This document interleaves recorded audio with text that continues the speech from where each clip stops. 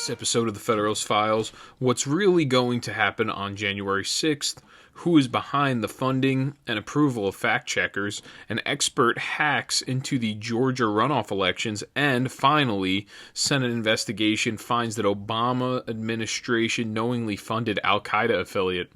But first, we'll get to Mayor de Blasio saying the silent part out loud. That we needed to profoundly change the distribution of resources. I like to say very bluntly, our mission is to redistribute wealth. A lot of people bristle at that phrase. That is, in fact, the phrase we need to use. Well, there you go, Commie de Blasio. I think he actually calls himself I think he actually identifies as a communist, to be honest with you. So he says the silent part out loud. A lot of people are very angry at him right now because on New Year's Eve, he shut down Times Square, and then he went out there and danced with his wife. Right now, it seems like we have a protected political class in this country, almost of a sense of a nobility class, almost like a royal family. It seems like the political class, the way right now that they are doing the not for rules for thee and not for me. That is their MO right now. So what I have a huge show today. I'm pumped up. I have some information. I'm going to start off first with what is going on, what is going to happen on January 6th. There's a lot of reports right now. They're saying 11 different senators. The list has been changing because more people are added onto the list. At first, it was Josh Hawley from, I think, Missouri senator, Republican. He was going to appeal, or he was going to object to the results of some of these states that were coming in for the electoral votes, which is a completely constitutional process. And then I think now I've heard Ted Cruz is going to lead the GOP there. And then we're going to have, in the House of Reps, I think there's been a couple people that have said they're going to object. As long as you get an objection from both of the chambers of Congress, then that starts the, I guess you would call it an appeals process, or rather the 12th Amendment process. So I'm going to go through all that. Then I have some Mark Levin wrote a little editorial, more like an opinion piece about all the different fraud in different states and how they did not follow the Constitution. And I think the theme of this video is going to be the chickens have kind of come home to roost. We have been, not really we as in, I mean, but our political class, they have been disregarding the Constitution for a long time. And now it's actually really going to come to bite us in the butt, because it seems like this, if you look through different states, the way in which they ran their elections, the way in which they chose their electors, which is the power of the legislative branch of that state, so the state legislature, and the state legislature is now suddenly passing on the duty to other government branches, which is against the Constitution. So there's been consistent violations of the Constitution, and now since we have the Supreme Court doesn't want to rule on anything either, it just seems like now everything's kind of coming to fruition at this point. To January 6th, that's going to be the date where the Supreme Court's actually, I mean, I don't know how they don't rule on the case. If you look at constitutionally, they have to really, because there is not a gray area, but there is some apparent violations of the Constitution that they have to rectify, or they have to at least put it up to some sort of a vote, or they have to converse, they have to talk about it. So here what I have is, and this is an Epoch Times article. I'm going to get into what's going to happen on January 6th. It's titled, Power of Vice President to Count or Reject Electoral Votes Disputed. It is by Peter Schwab. It was written December 29th, 2020. So it states, at 1 p.m. local time on January 6th, members of Congress will gather in the chamber of the House of Representatives to observe the formal certification of Electoral College votes for President of the United States. While it's usually a formality, nothing has been usual so far about this year's election and numerous allegations of voter fraud in key swing states. The situation is complicated by a lack of clarity on the legal and constitutional guardrails for the process. The joint session of Congress may well result in gridlock in which a clear winner of the race isn't announced at all. So like I said, we're going to have I'm trying to make this as clear as possible and explain it the best I can. We're going to have two chambers of Congress. You're going to have the House of Representatives, the Senate. They're both going to meet to count the electors. The electors are supposed to be, it's the power of the vice president, or the president of, they call it the president of the Senate, who is our vice president. So it's going to go on to explain this part. Based on current election results, former Vice President Joe Biden has received 306 electoral votes to Trump's 232 votes. Meanwhile, Republicans in 7 states where Biden claimed victory have sent their own sets of electoral votes to Washington, and some members of the House have indicated that they will object to Biden electors in some states. Any objection would require support from one House member and one senator to be considered, and at least one senator has left open the possibility he would join the effort.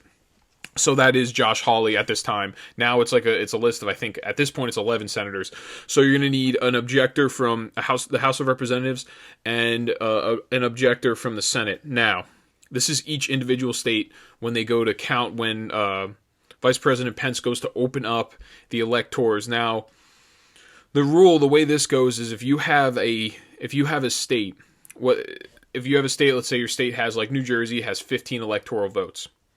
Depending on who wins that state, so New Jersey isn't really heavily disputed since it's so blue. I don't actually know how blue it really is. Who knows if there is some sort of corruption in the system? I have no clue.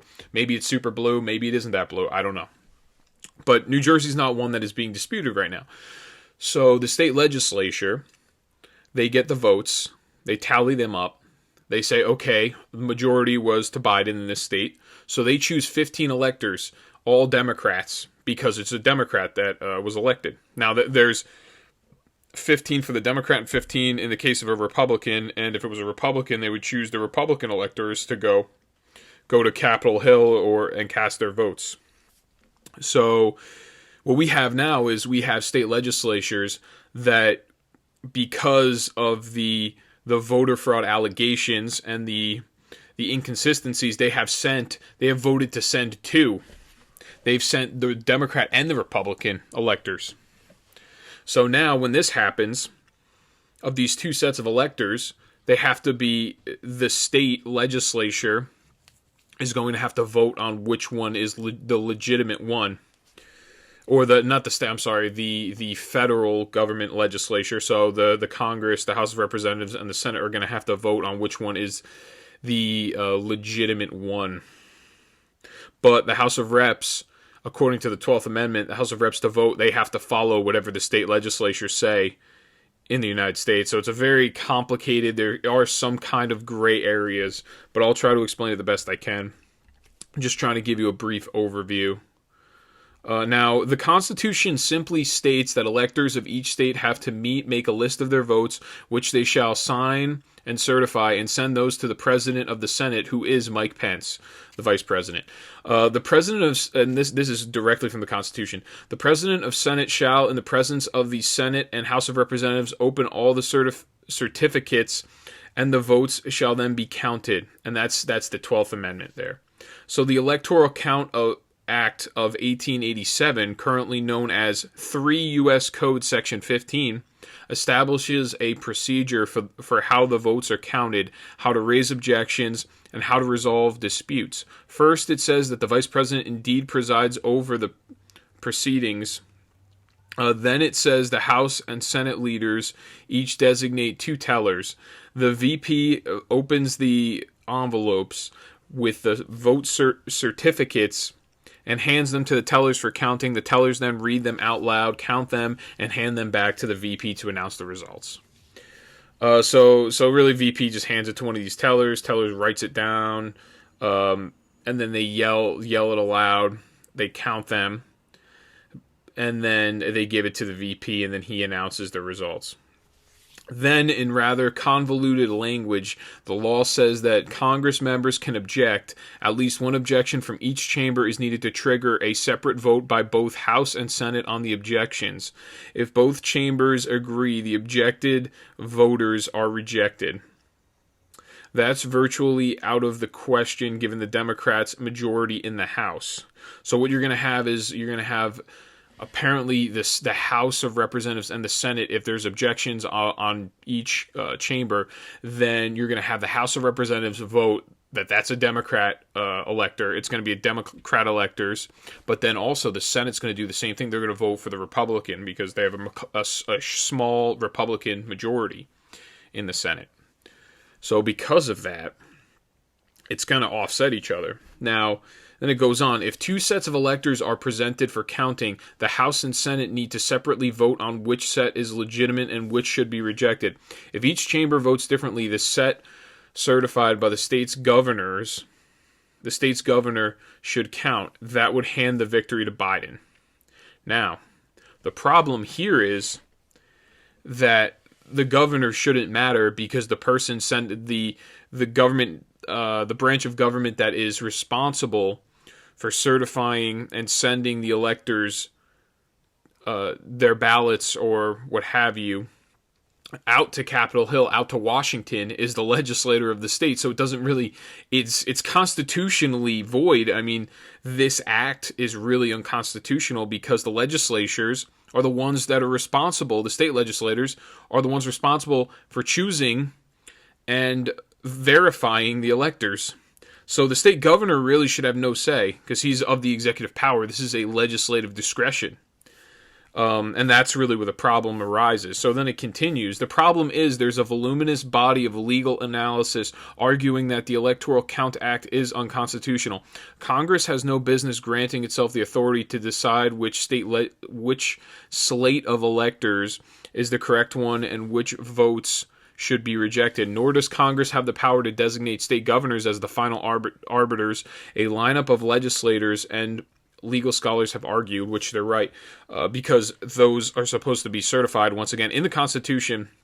And this is like the electors clause of the Constitution. The electors are supposed to be chosen and verified by the state legislatures, individual state legislatures. So it doesn't make sense that now this is suddenly a federal power, where really it should get kicked back to the state. That's how constitutionally that's how it should work. If the Supreme Court had some sort of intestinal fortitude, maybe they would actually do something. I don't know what they're going to end up doing. So I'm just trying to give you the background information, and this is what's going to play out on January 6th. Now, some jurists say it's the VP who has the sole discretion to decide which votes to count. The argument is that the framers intended for the VP to be the sole authority over the counting of the votes because the unanimous resolution attached to the Constitution said that the Senate should appoint its president for the sole purpose of receiving, opening, and counting the votes for president.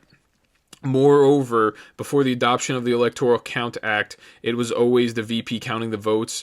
Sometimes, despite major objections from Congress, Thomas Jefferson did so as the VP in the 1800 election, counting Georgia's constitutionally deficient votes and de facto securing his own presidency. I'm not really sure about all the information pertaining to that. See, some jurists, meaning practicers of law, think that it is the VP's sole discretion to count the ballots and verify every single one of them. And I personally, that doesn't make any sense because then you're giving the sole power all to one individual who is the VP, and then that's a system that can easily be corrupted. So I don't know really who came up with that, what jurist believes that.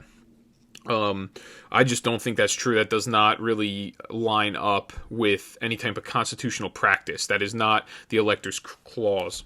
So now Arizona state lawmakers and GOP electors, together with Rep. Louis Gohmert, a Republican from Texas, have filed a federal suit asking for the court to clarify the law to the effect that the Electoral Count Act is unconstitutional and the VP's power is paramount. Now this is something that he was essentially, Gohmert was like suing Mike Pence to try to get the Supreme Court to rule on something, and the Supreme Court obviously, of course, they wouldn't even take the case. They threw it out once again because God forbid the Supreme Court actually has to make a ruling on some sort of constitutional provision, because they're not going to do right now. They do not want to take anything, and I just don't know how this is going to end up playing out if we have a bunch of lackluster, spineless people that are in our government that just are deciding to not do their jobs. And it is highly important. I don't understand why everyone is just somehow okay. I guess maybe because the media is suppressing everything that's going on, and you only have a few people that actually know about the Electors Clause or know about the 12th Amendment. But they're afraid right now to make any type of move. So, University of Virginia professor John Harrison, an expert on constitutional history, says that the VP doesn't have any constitutional power to make decisions over which votes to count, which I would agree with him on that note. Now, he argued that the law is deficient to the effect that Congress doesn't have the power to make the announcement of its decisions regarding the vote count conclusive. But that doesn't mean it can't prescribe any rules at all. The Constitution does call for counting the votes with both houses present, so I think that setting up procedures for a count is within Congress's power.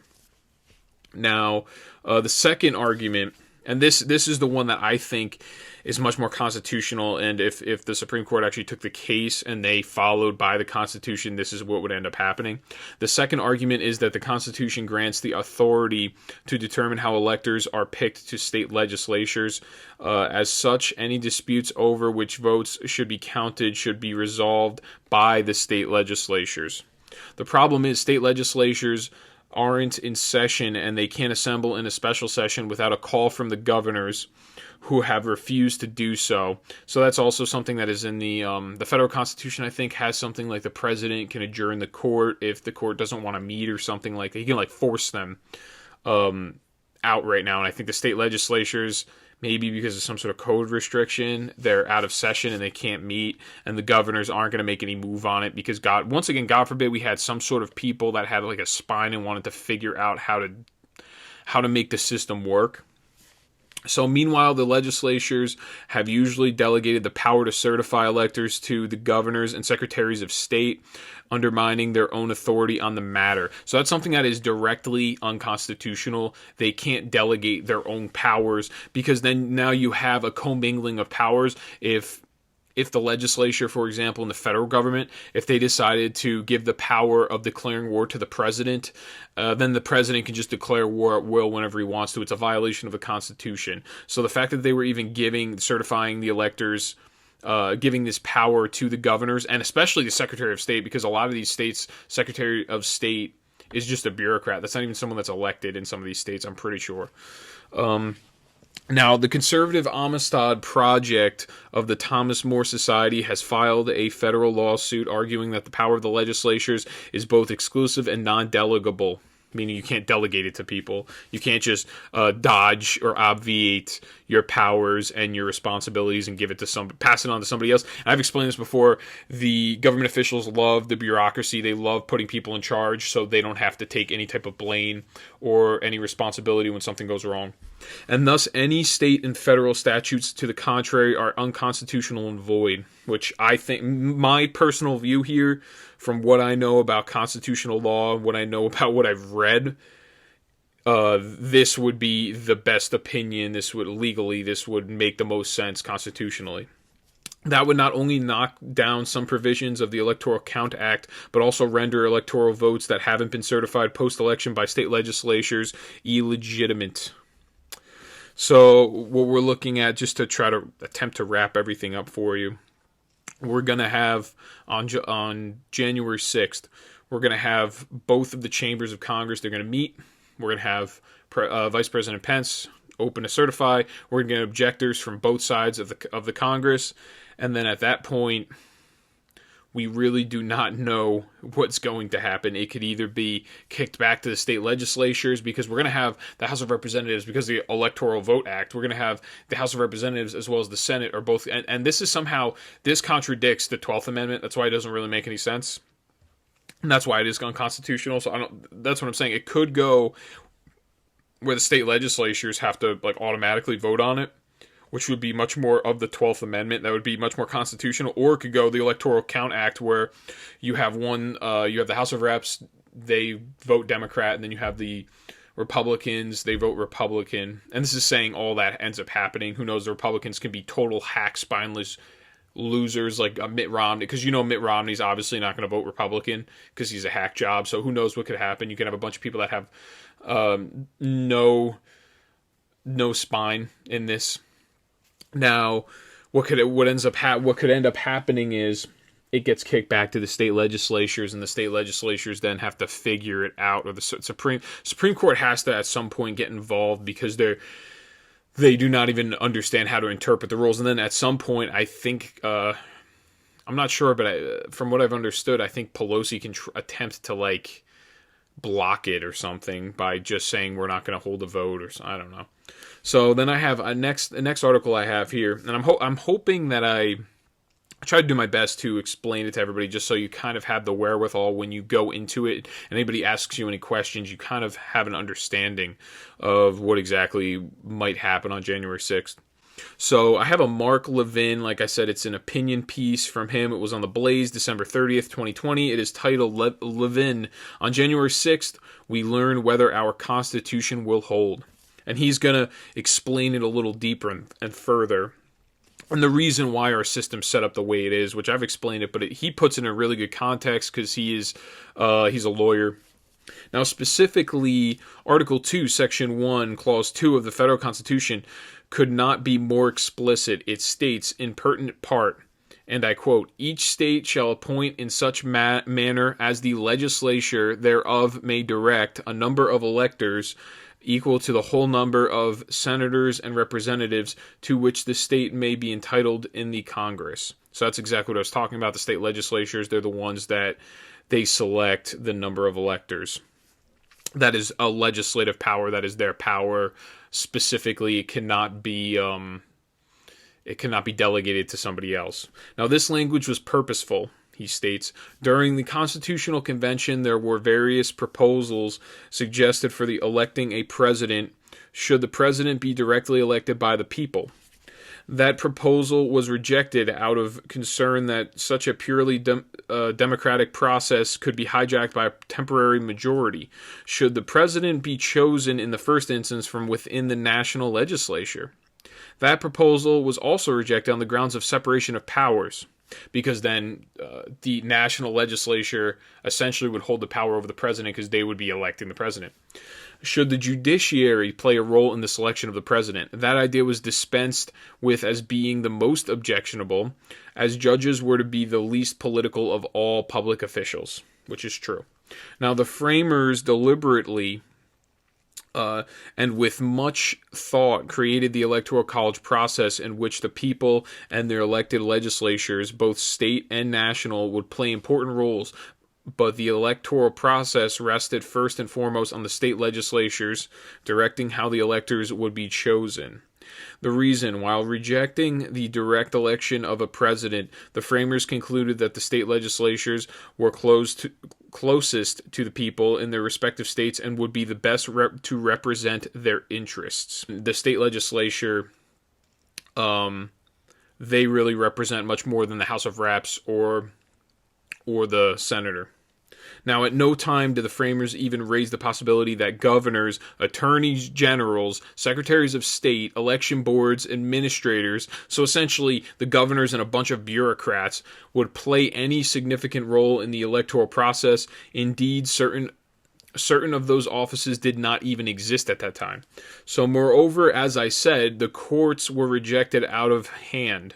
Thus, such an important power was to be exercised exclusively by the state legislatures.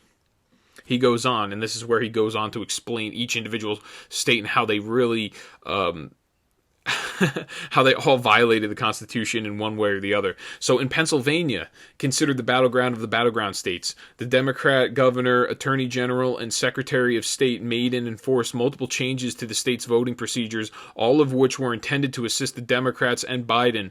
The Pennsylvania Supreme Court, whose 7 justices are elected, has a 5-2 Democrat majority. In 2018, there was a big push to get by the Democrat Party to fill the 3 seats with Democrats, and they succeeded. That's the reason in Pennsylvania it's surprising, because it is pretty red in a lot of areas that they have a 5-2 Democrat majority. Just months before the general election, that court rewrote the state election laws to eliminate signature requirements or signature matching, eliminate postal markings that were intended to ensure votes were timely, and extended the counting of mail-in ballots to Friday at 5 p.m. Now, state law had a hard date and time, election day on Tuesday, which ended at 8 p.m. Eastern Time, thereby fundamentally altering Pennsylvania's election laws and nullifying the federal constitutional role of the Republican legislature.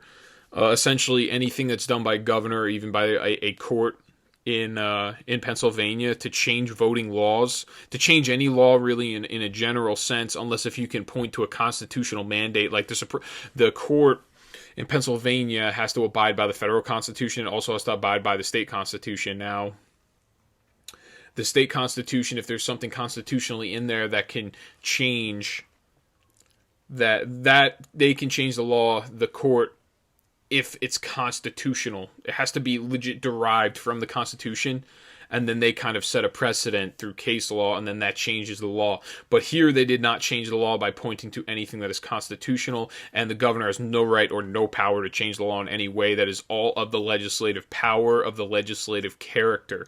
Thus, they violated the federal Constitution as well as the state Constitution as well. So now in Michigan, among other things, the Democrat Secretary of State unilaterally changed the state's election laws with respect to absentee ballot applications and signature verification. Indeed, she sent unsolicited absentee ballot applications by mail prior to the primary and general elections.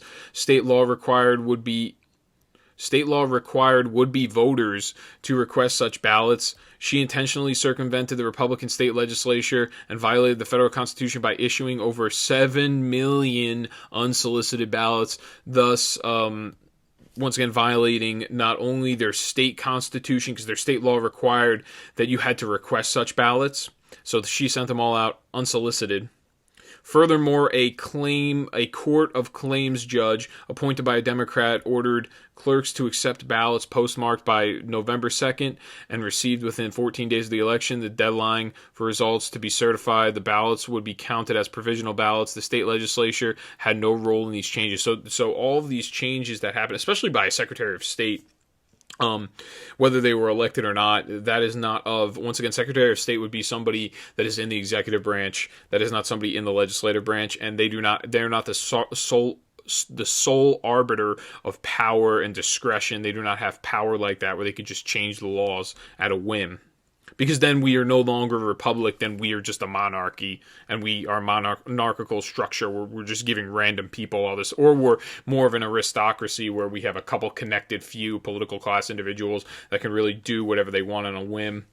So now in Wisconsin, the Elections Commission and local Democrat officials in the state's largest cities, including Milwaukee and Madison, changed the state's election laws. Among other things, they placed hundreds of unmanned drop boxes in strategic locations in direct violation of state law. Not surprisingly, the locations were intended to be most convenient to Democrat voters.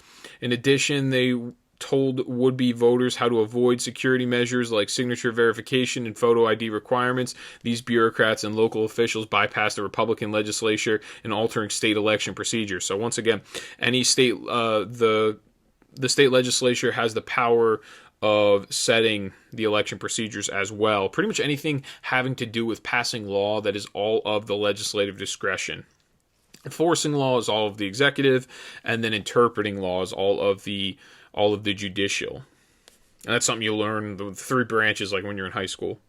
So in Georgia now, the Secretary of State is a Republican. Regardless, as explained in the Texas lawsuit brought against Georgia and the three other states mentioned above, on March 6, 2020, in Democratic Party of Georgia versus Raffensperger, Georgia's Secretary of State entered a compromise settlement agreement and release with the Democratic Party of Georgia to materially change the statutory requirements for reviewing signatures on absentee ballot envelopes to confirm the voter's identity by making it far more difficult to challenge defective signatures beyond the 22 express mandatory procedures set forth at Georgia. And there's a code here. It's like code 212386A1B, among 71. Among other things, before a ballot could be rejected, the settlement required a registrar who found a defective signature to now seek a review by 2 other registrars, and only if a majority of the registrars agreed that the signature was defective could the ballot be rejected, but not before all 3 registrars' names were written on the ballot envelope along with the reason for the rejection. These cumbersome procedures are in direct conflict with Georgia's statutory requirements, as is the settlement requirement that notice be provided by telephone if a telephone number is available. Finally, the settlement purports to require state election officials to consider issuing guidance and training materials drafted by an expert retained by the Democratic Party of Georgia. Georgia's Republican legislature had no role in these electoral changes resulting from the consent decree. Now, this is why there was such a low rejection rate, is because even if these signatures did not match, you needed to get 3 people to disapprove and sign off on it. And when you're counting ballots and you're doing all this work, these people probably were just too lazy, and they didn't. If they saw something that was questionable, they just said whatever and they passed it along, because otherwise they had to get 3 people, they all had to sign, and it was too much. To begin with, the rule change by the Secretary of State is unconstitutional, because that was supposed to be done by the state legislature once again. So the United States, and these are now the left. If you see the left wing, whether it's the media, they are all perpetuating this contrived narrative that there was no such thing as voter fraud, there was no inconsistencies. Now, let's say they're completely correct. Let's say none of that happened, right? Let's just throw that out there. Nothing. Now, all these other things are all violations of the Constitution. This is black and white. This is all in writing. This is black and white information. This is all things that were violations of the Constitution anyway. So then what do we do about that? And that's on top of all the other inconsistencies, on top of all the voter fraud allegations. So now he goes on to talk about the Supreme Court. The United States Supreme Court had an opportunity before the election and in this general election cycle to make clear to the states that they must comply with the plain language of Article 2, Section 1, Clause 2 of the Constitution. Indeed, when a federal district judge in Michigan altered the state's election laws, a closely divided U.S. Supreme Court overturned his order. Justice Gorsuch pointed out that the state legislatures writes election laws. However, when a case was brought to the court involving the Pennsylvania Supreme Court's interference in state election laws, the U.S. Supreme Court was paralyzed. Chief Justice Roberts attempted to distinguish between federal and state courts, which is irrelevant. In another instance, Justice Alito ordered the Pennsylvania Secretary of State not once but twice to segregate certain mail-in ballots, but nothing came of it. A court divided against itself cannot stand, to paraphrase Abraham Lincoln. Its failure to enforce the Constitution, and by that I don't mean make law or intervene in legitimate state election decisions, has contributed mightily to our current plight. And he is completely correct. What he is saying is, since the Supreme Court backed off of everything and they didn't make any decisions before the election, when they could have prevented everything. They could have prevented all of this, and now they're going to have to make a very brash decision, or if they fail to make a decision, that's a further distrust in our institutions and in our government system. Not the actual system itself, but more the people that run the system, which I've explained before. So the big one really here is how much of a hack job Justice Roberts is, how he's saying, oh, well, I'm not going to make a vote on it because there's a difference between federal and state courts, which makes no difference, because what he's saying is, oh, since this one was of the state discretion, I don't think I should have to rule on it. Yeah, I shouldn't have to rule on it because one of them's of a state court and one of them's of a federal court, which doesn't matter because you are the Supreme Court. You have supreme power over all those other courts, so it doesn't really it's nonsensical. Essentially, that argument does not make any sense. It is devoid of any type of semblance. So next, what I have, and this is something that's very troubling. What's going on, and like I said, the narrative that's been contrived is almost like you're like a conspiracy theorist, you know what you're talking about, you're making it up, and all this, and all the information's out there. It's open source information. It's just not being fed to you, because if you go on Google, if you go on Facebook, and you even make any type of statement, then you get fact check. And when you get fact check on Facebook, what they do is they suppress your content from being, so no one else can see it now if it's fact checked. So it's another way for them to put a little disclaimer on there to begin with. It's a disclaimer people think it's false. That's the first thing it's saying that's false, or it's saying it needs needs context, right? But then on top of that, in their algorithm, they change the algorithm so it can't be seen by anybody. And that's what they do to try to shut down things they disagree with. And it's troubling because they're controlling all of the. They have Google, Facebook, these big, Twitter, YouTube. They have this huge. They really are making campaign donations through the Democrat Party. They have a huge impact on the way people think, on what they think, and it seems like that's kind of fallen on the wayside where people are unaware that that's going on. So next what I have Stacey Abrams' sister rules in a Georgia case. It's a Blaze article. It is written on December 29th. It's written by Phil Shiver. It's titled, Federal Judge Who is Stacey Abrams' Sister Orders 2 Georgia Counties to Stop Removing Voters from Rolls Ahead of January 5th runoffs. Now, a federal judge has ordered 2 counties in Georgia to reverse course on removing thousands of individuals from voter rolls ahead of the state's January 5th Senate runoffs. The judge, Leslie Abrams Gardner, who is the sister of former Democrat candidate for governor Stacey Abrams, a prominent ally of Democratic President-elect Joe Biden, issued the ruling Monday, concluding the counties relied on unverified change of address data to proceed with the action. So essentially, the post office has a system, it's change of address, and there's people that were changing their address moving out of the state and getting all of their, and documents that you get in the mail are very important. Whether it's medical bills, whether it's car payment information, you can have bank and accounting information on there. So the way I look at it is, so if they did it's a national change of address, people were moving out of Georgia, going from Georgia to, Florida, let's say, those people now are no longer valid voters in Georgia, and they should be taken off the voter rolls. And that's what, I think I reported, I don't remember the name of the group, but they put in for it to the Georgia government. And there's this whole system they have set up, and the government looks through it, and they send like a disclaimer or something like that out to the people, and the people have time to respond or what have you. So Stacey Abrams' sister completely threw this out and said that it's not legitimate because it's unverified change of address. And the way I look at it is I highly doubt there's people just randomly changing the address of individuals that live in the state of Georgia, because then people living in those states would know when they're not getting their mail anymore that someone's messing with their system. And I don't even know, you might actually have to show ID or something like that when you go to change address. That would actually make sense. You would have to fill out some sort of, I'm not exactly sure what you have to, but I don't think there's people just finding other people's names online, filling out a change of address form just to disenfranchise them. I just don't see that happening really, because it would take so much time to do that. I just don't see, and not only that, but that's also a criminal charge, and that would eventually be caught, because if you're disenfranchising thousands of voters and thousands of people now are not getting their mail, and then now they're finding there's change of address forms. This is weird. And to file a change of address form, you either have to put it in your mailbox or you have to do it online. So then you have now the postal inspectors, you have the FBI on your tail. It's just not worth doing all of that. So this is what she writes, Stacey Abrams' sister. Defendants are enjoined from removing any challenged voters in Ben Hill and Muskogee counties from the registration lists on the basis of national change of address data.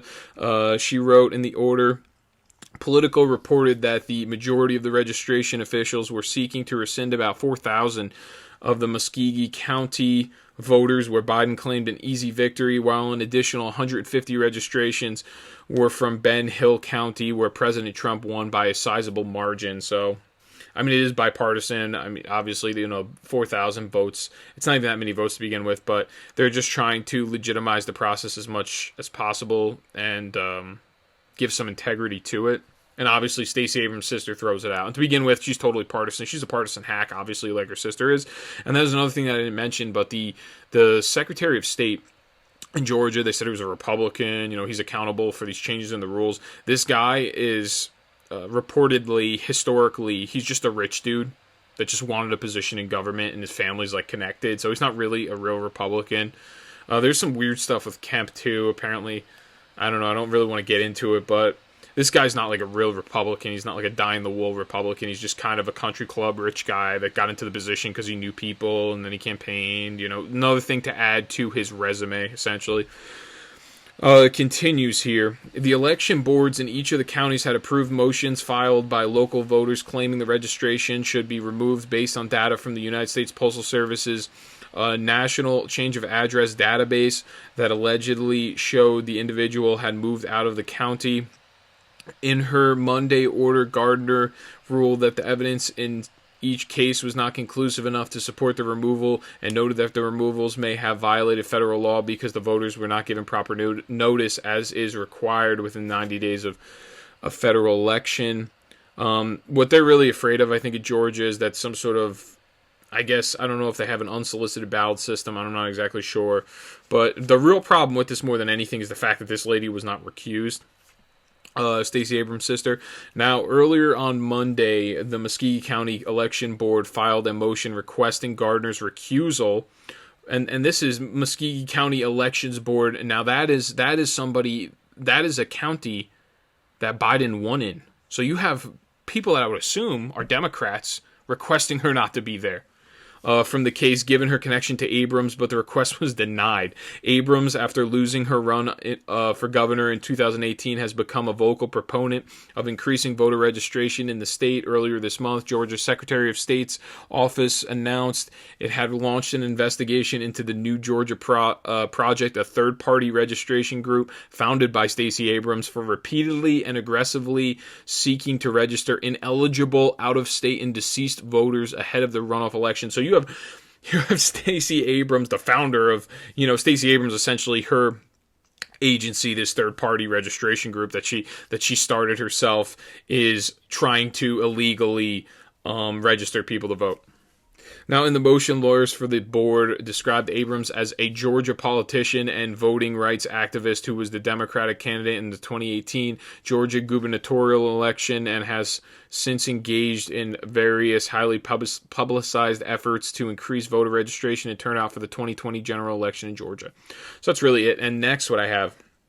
And now I'm going to continue on this note. I got a couple weird, confusing situation going on in Pennsylvania, but just to add, now, from what I understand, I think they're going to have they're going to be running the same Dominion machines in Georgia, and there's an expert witness testimony. The gentleman's name is Jovan Pulitzer. His expert testimony, I guess he knows stuff about cybercrime. He's an inventor. He created this device that scans QR codes, and then it gives you information based on the scan, something like that. I don't remember exactly. But here's what he has to say about the Dominion voting systems. Teams working on this, and our technology teams into it. And as was broke early in the week and last week about connected devices, at this very moment at a polling location in the county, not only do we now have access through the devices to the poll pad, the system, but we are in. And it's not supposed to have Wi-Fi, and that's not supposed to be able to happen. So we've documented now. It's communicating two ways in real time, meaning it's receiving data and sending data. Should never happen, shouldn't be Wi-Fi. We've now documented it in real time so we can suck down the data. But that's going on right there where everybody's voting. And I just wanted to get it into the record. So there you go. That gentleman's name is Jovan Pulitzer. That's his expert testimony. What he's saying essentially is these machines right now in Georgia for this runoff election, we were able, I guess, whoever his white hat hackers, it is first off, it's connected at this point right now. It is connected to the internet. It is receiving data in, and it is also so it is uploading as well as downloading. It is sending it out, and it is also receiving it. So at this point, he's pretty much saying, and that's something that should not be going on. So they could probably at this point change and manipulate whatever results they wanted to, or add, or delete votes if they really wanted to.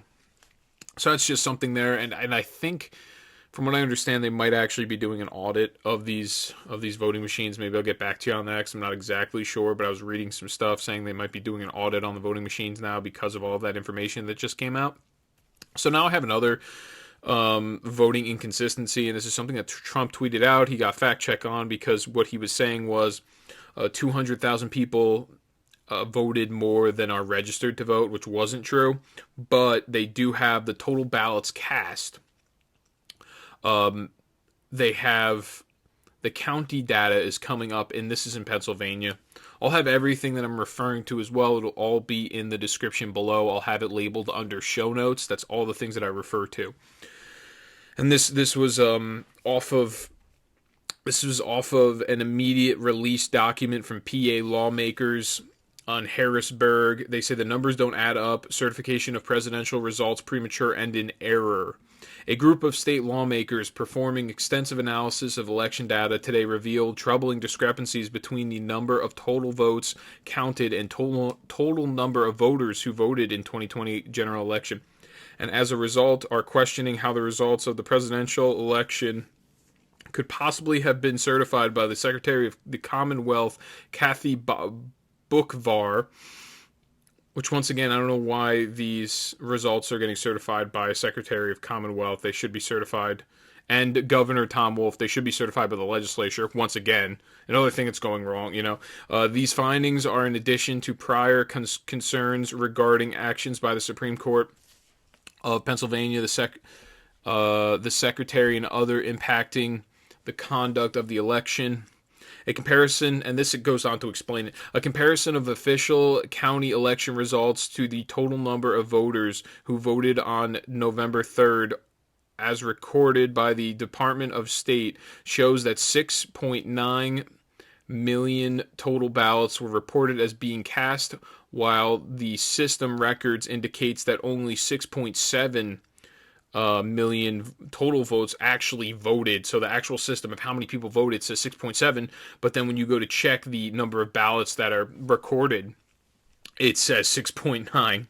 Among the 6.9 total ballots cast, so it's 6.931 total votes were counted in the presidential race, including all three candidates on the ballot and write-in candidates. The difference of 202,000 more votes cast than voters voting, together with the 31,547 over and under votes in the presidential race, adds up to an alarming discrepancy of 170,000 votes, which is more than twice the reported statewide difference between the two major candidates for president of the United States on November 24th, 2020. Boockvar certified election results, and Wolf issued a certificate of ascertainment of presidential electors, which, once again, that's something that is supposed to be of the legislative discretion, stating the Vice President Joe Biden received 80,000 more votes than President Trump. So we're looking at an 80,000 vote discrepancy. Now, this difference in the voting systems, the counties came through with all the data, it is 170,000 votes. So that's well with, outside the margin of victory, or within the margin of victory. If, let's say, half those votes even, I don't know, whatever the percentage would be needed for Trump to end up winning over there. So I'm going to also have a visual up here on the screen, and it kind of explains it better for you. So you got total ballots cast, that's the county data, the Sure data system, and that's the people that, that's the voters that actually voted, is 6.7, and then the county data is 6.9 million, and there it looks like a 202,000 vote discrepancy there. So it's absurd, but what do you... Oh, man, it's outrageous. Now, so next what I have is, and this one's awesome. This is an awesome article that I found. I found this on the Epic Times. Peter's Fab, the same exact guy that wrote the very first article I went over having to do with the 12th Amendment and what's going to happen on January 6th. And I think I'm going to cut that clip down maybe, and I'll make it shorter so people can listen to it. So Facebook, it's titled Facebook Fact Checkers Dominated by Left-Leaning Funding, Personnel, Organizations. So the Media Research Center, a right-leaning media watchdog, identified 9 Facebook fact checkers relevant to American content. Reuters, USA Today, Lead Stories, Check Your Fact, factcheck.org, PolitiFact, Science Feedback, the Associated Press, and AFP Fact Check. Only one of the organizations has a right-leaning background. The Daily Caller's Check Your Fact. So there's one out of, 9 is actually right-leaning. Now, Facebook didn't respond to a request for further information, such as its full list of fact checkers and how much Facebook pays them for the service. Some of the fact checkers have indicated that they are getting paid by Facebook. Now, posts flagged as false by partners not only get furnished with the warning label and a link to the fact check, but also throttled on the platform, meaning Facebook significantly reduces the number of people who see it. And I explained this before. When it gets flagged, and also on top of that, it gets the little disclaimer. Now it's throttled, as in it reduces the amount of people that can see it. It's suppressed. The fact checks have been a matter of controversy. In 2019, Facebook throttled the page of anti-abortion group Live Action after 2 of its videos made a claim labeled false by one of the false, quote unquote false, and then they'll go through and they'll say it's lacking context, which pretty much just means we subjectively we can't find anything that factually is actually incorrect with this, but we think that you're trying to lead people into a false narrative, which is something that the media does all the time. So it later turned out that the fact checker relied on comments by 2 abortionists. In response, the American Association of Pro-Life OBGYNs issued a letter saying the videos were justified in saying that abortion is never medically necessary. Wow. There you go. So now Facebook recently positioned itself as a major and unprecedented influence in the lead up to the 2020 presidential election after its CEO, Mark Zuckerberg, announced new election-related content rules, a $300 million donation to local election offices, and a drive to help 4 million people register and vote this year. Some experts have already started to raise alarm about Facebook's influence on the election process. Facebook's fact checkers need to be certified by the International Fact-Checking Network. So this is very interesting. Make sure you pay attention to this here. Now, Facebook describes the organization as nonpartisan, but that doesn't tell you the whole story. So the IF, I'm going to refer to it as the IFCN. That is the International Fact-Checking Network. The International Fact-Checking Network was set up by Pointer, a journalism nonprofit. So Pointer, it's called. That's the journalism nonprofit that set up the IFCN. And in 2019 was almost entirely funded by eBay founder Pierre Omidyar, a major Democrat donor, as well as Google, and guess who else? Progressive billionaire George Soros. They're the ones that funded that nonprofit Pointer, and then Pointer. And this is all I've explained this before. This is like using Pointer as a proxy to create the IFCN, the fact checking network. So Facebook is also listed as one of the previous donors. So Facebook also paid into it. So that's why I say when third party, it's not really third party fact checkers. It's all the same people. They're all of the liberal bias.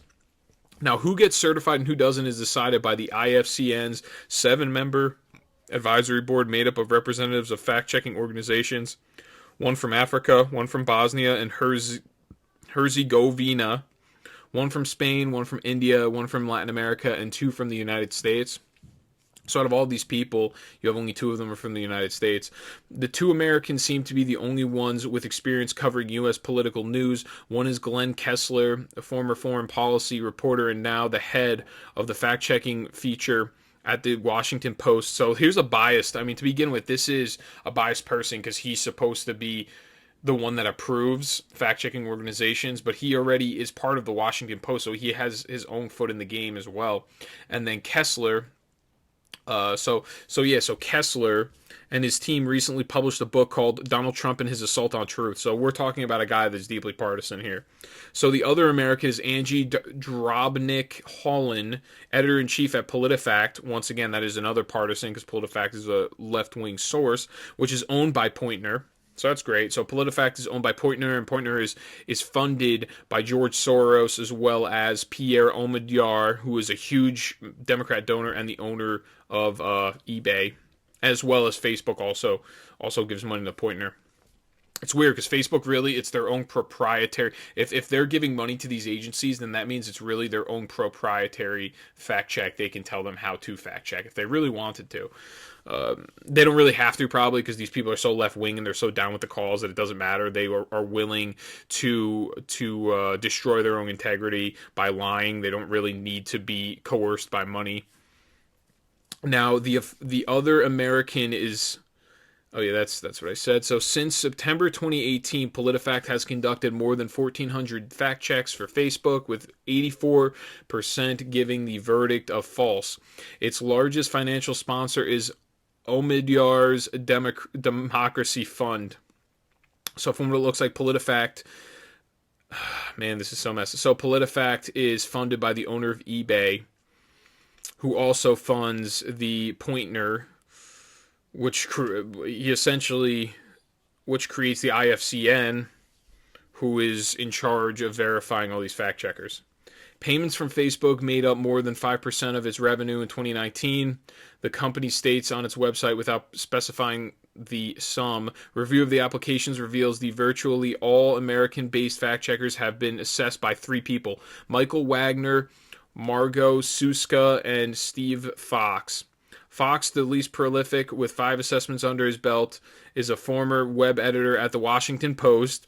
Before that, he was a sports writer. Now he teaches journalism at the University of Massachusetts Amherst. He didn't immediately respond to a request for comment. Imagine how useless the degree of journalism is at University of Massachusetts and Amherst. They probably just teach you to be a Democrat operative and a Democrat activist.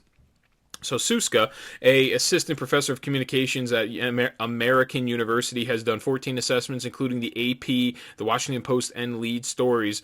Lead Stories was started in 2015 by Belgian tech whiz Martin Schneck, CNN veteran Alan Duke, and 2 lawyers from Florida and Colorado. It listed operating expenses of less than $50,000 in 2017, but had expanded 7-fold by 2019, largely thanks to the more than $460,000 Facebook paid it in fact-checking services in 2018 and 2019. The company took on more than a dozen staffers, about half of them CNN and alumni. So Lead Stories is essentially CNN in fact-check mode.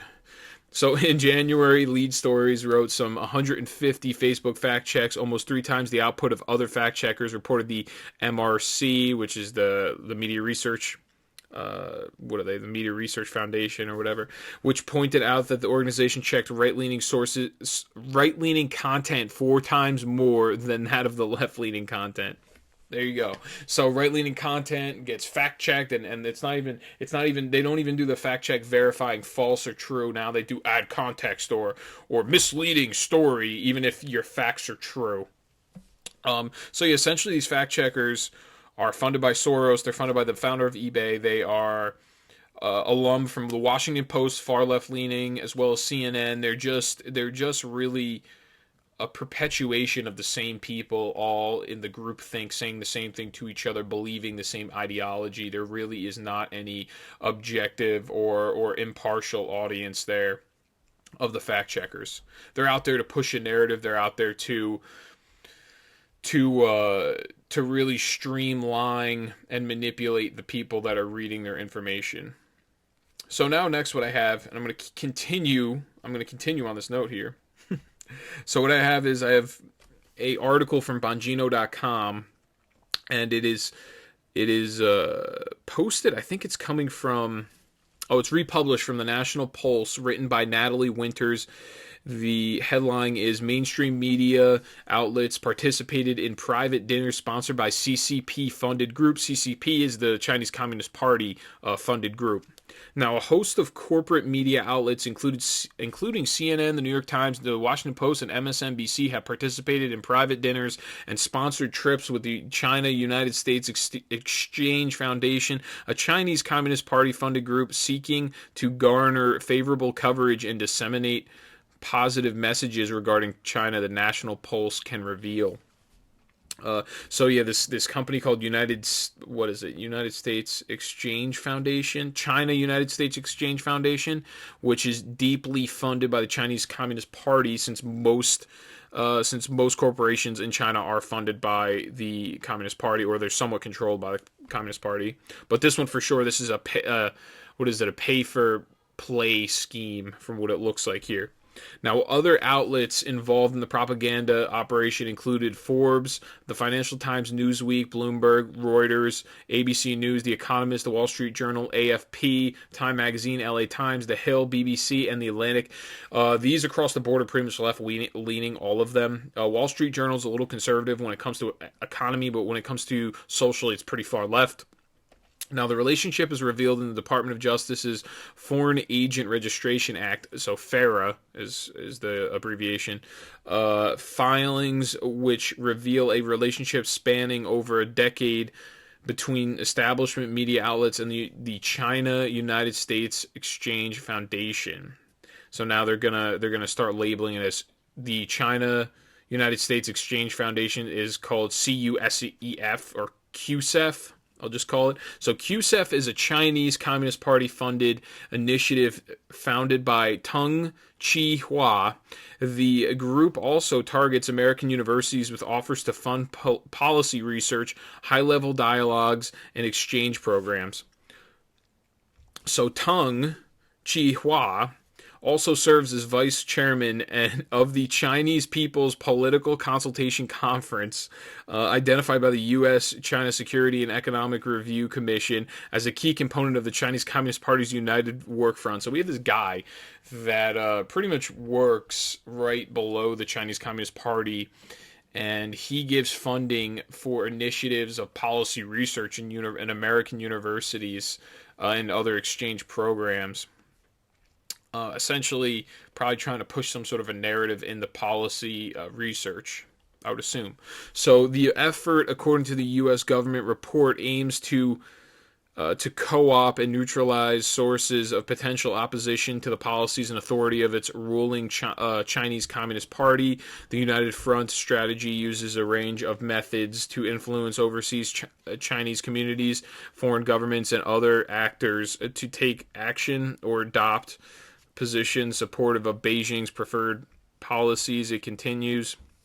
The strategy appears to have been deployed in conjunction with outlets such as CNN, New York Times, and Washington Post. And this would actually give you a little background information into why it is that anything bad that ever happens in this country, the adversary of this country by the media, is always propagated to be the Russians. It's never the Chinese, even though everyone knows the Chinese is so much more economically powerful, as well as militarily. Their military strength is leaps and bounds above that of the Russians. The Russians are not our real threat. It is China, but it seems like the media just goes past that and they just keep pointing at the Russians and the Kremlin over and over again. It's like this propagated myth coming from the media that's really been perpetuated like throughout everybody that's on the left and listens to any left-wing media sources. Nobody ever says anything bad about the Communist Party in China and the human rights offenses therein, but they are very quick to not really even rip into Russia, but always say, oh, Russia's after us,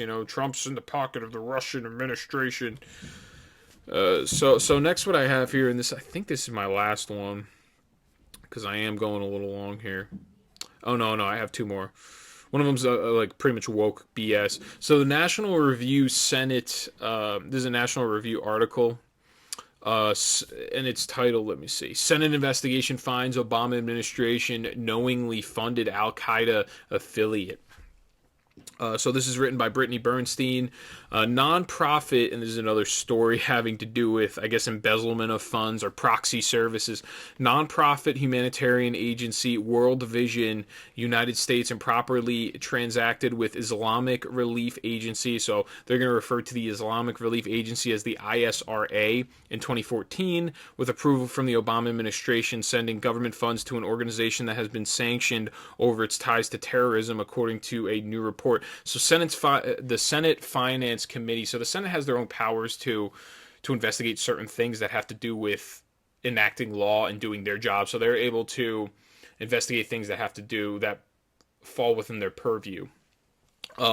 They recently released a report, the Senate, detailing the findings of an investigation his staff began in February 2019. So this is Chuck Grassley talking about his staff. They started this investigation in February 2019 into the relationship between World Vision, which is the nonprofit humanitarian agency. They're like, I think, evangelical Christians. I'm not 100% sure. And the ISRA, which is the Islamic Relief Agency. The probe found that World Vision was not aware that the ISRA had been sanctioned by the U.S. since 2004 after funneling roughly $5 million to Maktab al-Qaedat, the predecessor to Al-Qaeda controlled by Osama bin Laden. So before we had Osama bin Laden, we had this guy named Maktab al-Qaedat. I can't even say his name. So in 2004, though, the ISRA, they funneled him $5 million through their agency. So according to the Senate report, World Vision submitted a grant application to the United States Agency for International Development to carry out its Blue Nile Recovery Program on January 21st, 2014. The proposed program sought to provide food security, sanitation equipment, and health services to areas hit hard by conflict in the Blue Nile region of Sudan. So now the United States Agency for International Development awarded World Vision a $723,000 grant for the program. The next month, the ISRA agreed to provide humanitarian services to these parts of the Blue Nile regions. The two organizations, World Vision and the ISRA, collaborated in several projects in 2013 and 2014. The investigation was sparked by a July 2018 National Review article in which Sam Westrop, the director of Middle East Forum's Islamist Watch, detailed MEF's findings that the Obama administration had approved $200,000 of taxpayer money to the ISRA. So when he says the MEF, I'm trying to look at what the MEF was. I might have missed that. I remember reading. It is kind of hard to follow this story because there's so much money moved, and that's the point of it. Is these agencies, they move money around, but from what it seems like, World Vision didn't actually know that these people were on a watch list, and when they looked for the money, this is what should have happened. When you go to look for relief or some sort of grant from the government, you actually have to give them reasons for why you're getting the grant. So they probably put down the ISRA, I'd assume, and I think it goes on to say that. Government officials specifically authorized the release of at least $115,000 of this grant, even after learning that it was designated to a terror organization. So this organization is in this ISRA. They knew, because to get that, in order to achieve that grant, the World Vision has to put down who it is, what the money is for. When they say the MEF, they mean the Middle East Forum's Islamist watch list.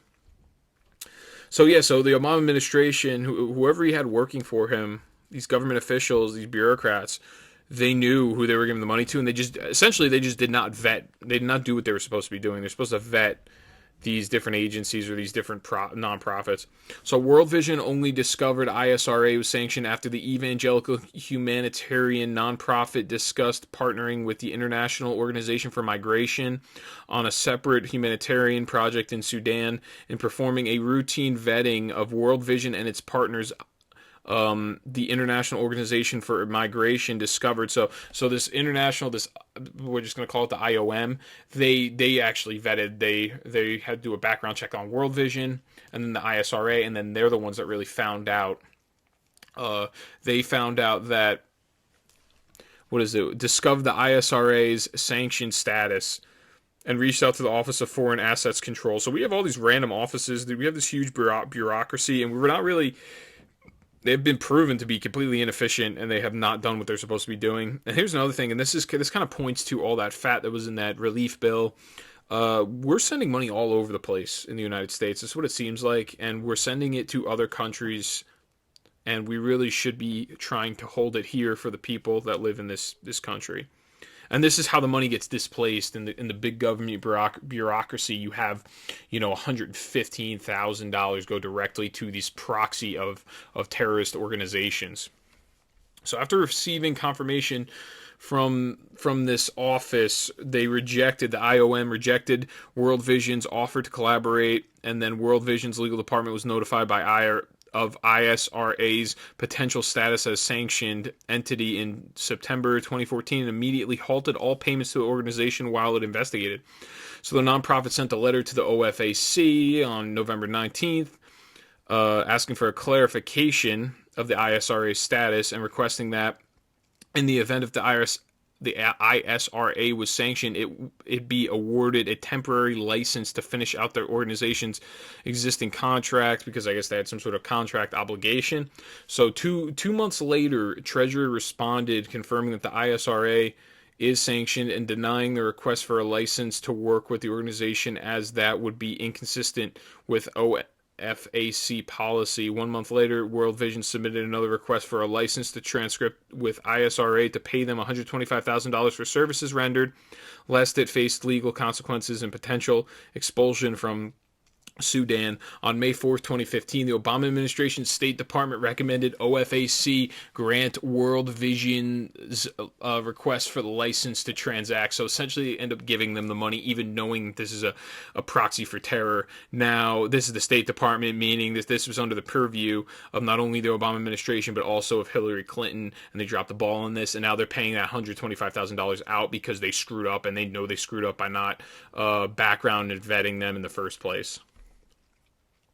So we also, let's see what else it says. The report said the investigation did not find any evidence that World Vision intentionally sought to circumvent U.S. sanctions. We also found no evidence that World Vision knew that the ISRA was sanctioned. Boop, boop, boop, boop, boop. And that's really it. But we should not be giving these subsidies of U.S. Taxpayer dollars to organizations that are supporting terrorist groups, including Osama bin Laden. That's all I got to say about that. That's a huge ball drop from the bureaucracy, which isn't surprising to me.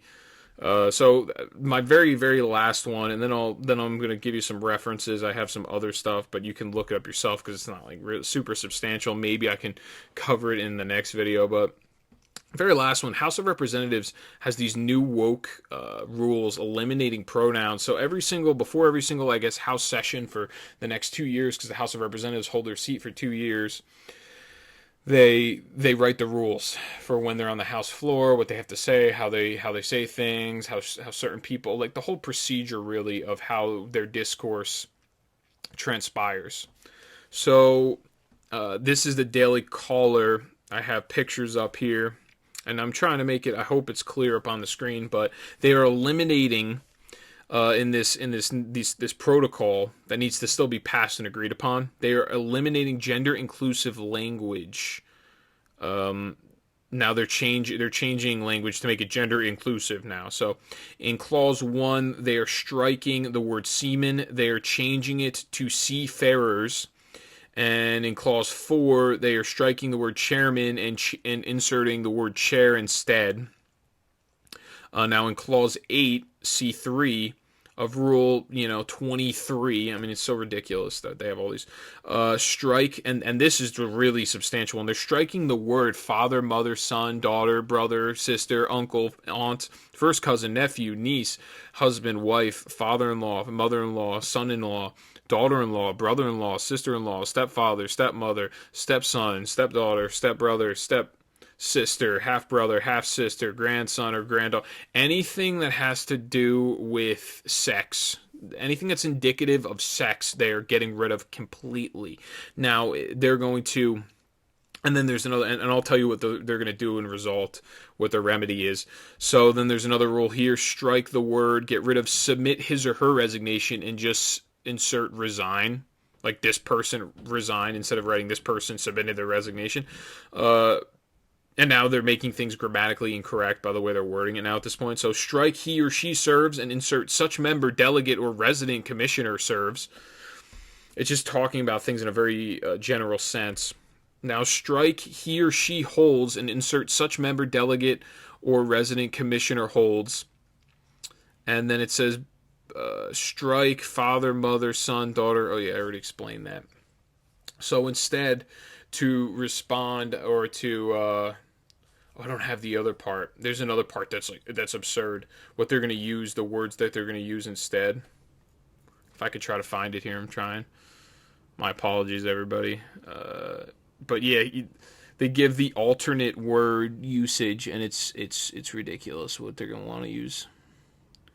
Daughter, parent. Okay, so what they're gonna do now, instead of having half brother, half sister, brother, mother-in-law, so now they're gonna insert this. These are the words they're gonna use instead to explain everything. So if you have a mother or father, you need to actually indicate which of the two it is. But now they're just gonna use the word parent. Instead. So parent, child, sibling, parents, sibling, instead of aunt or uncle. First cousin, sibling's child, instead of niece or nephew. Spouse, instead of husband or wife, which really doesn't makes, this isn't even for, really, this is not for the L or the G of the LGBTQ community. This is for like the Q part of the community, or people that just don't identify as anything at this point. So now they have, what is it, spouse, parent-in-law instead of father-in-law or mother-in-law, child-in-law instead of, yeah, that's weird, or adoptive child or what have you. They're going to use that instead of stepson or stepdaughter. They're going to use child-in-law, sibling-in-law instead of use brother or sister-in-law, step-parent instead of stepfather or stepmother, stepchild instead of stepson or stepdaughter, and step-sibling, half-sibling, and grandchild instead of saying my grandson or my granddaughter. So that's what they're doing now at this point because of wokeness and political correctness. So we're trying to change the English language. We're trying to change the language in general, and this is something that has been set in stone. And maybe there's certain parts that have been changed, or words have changed the way in which they've been spelt depending on the English, on the American English or the British English. But we are completely eliminating the pronouns that are being used, that were used for generations because of wokeness. We're eliminating things, and we're making laws really, and this never works out. We're making laws for a minority, and I'm not even talking about a minority. I'm talking about an unusual, an anomalous group of people, an amount of people that are probably lower than 1% of the population. We're going to change all of the rules of language. We're going to change the meanings of words because of less than 1% of our population. It's absurdity. It is wokeism at its finest. It's just madness. It's easy when there's no rules in society and the society's crumbling that way. It's easier to take everybody out by the knees, and that's why they do things like this. Now, so the last two I have an economic experts talking about how pessimistic they are on the stock market under Biden. That's a Bongino article, and then if you want to check it out, and then I have a Biden team, and this one's actually funnier. This is a Daily Wire article, and maybe I'll actually cover this in my next episode. But his team disables the chat on video conference because the reporters were asking too tough of questions of him, and he could not comprehend and comprehensively answer them back. So that's hilarious. So everyone, please like, share, subscribe. Tell people to check this out if they're kind of confused at what's going to transpire on January 6th, which I think is a Wednesday. So like, share, subscribe, drop the mic, let people know about the podcast. That's really it. I hope everyone enjoys their weekend. I will see everyone on Monday. Thank you.